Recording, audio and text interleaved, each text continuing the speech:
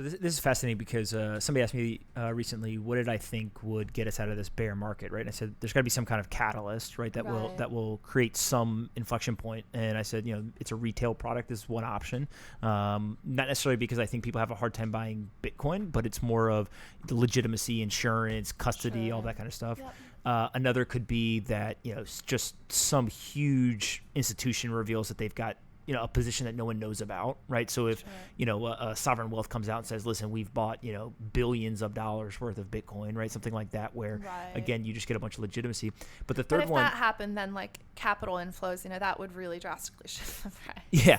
Well, and so here's the third one, and actually one I think doesn't get talked a lot about, and you just mentioned it, so it's worth spending time on, is if there is an economic chaos that occurs in a specific region or country that causes people to flow into Bitcoin, for example, because it is the best option available, it's almost like we get to watch it play out as an example. But let's go back to hearts and minds, right? Yep. So I don't think it even has to be economic. I think if we look at the political climate in a lot of economies, we look, globalization was the theme in the 90s and the 2000s.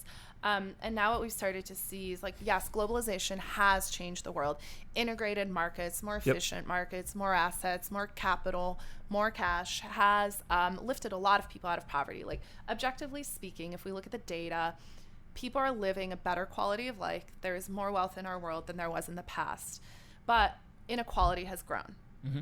And I think this is the challenging part is a lot of what's happening, it's social. There's a lot of social unrest. There's a lot of political unrest.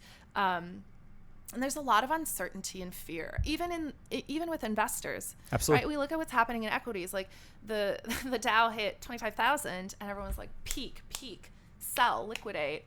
What are we going to do? And it kept going up. Everything feels overvalued. You look at real estate feels overbought. VC, everything's overvalued.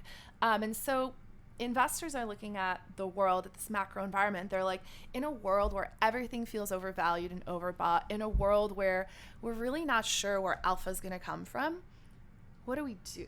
Absolutely. I think that creates a lot of room. And I think, again, what we as an industry need to start to think about is how do we win hearts and minds?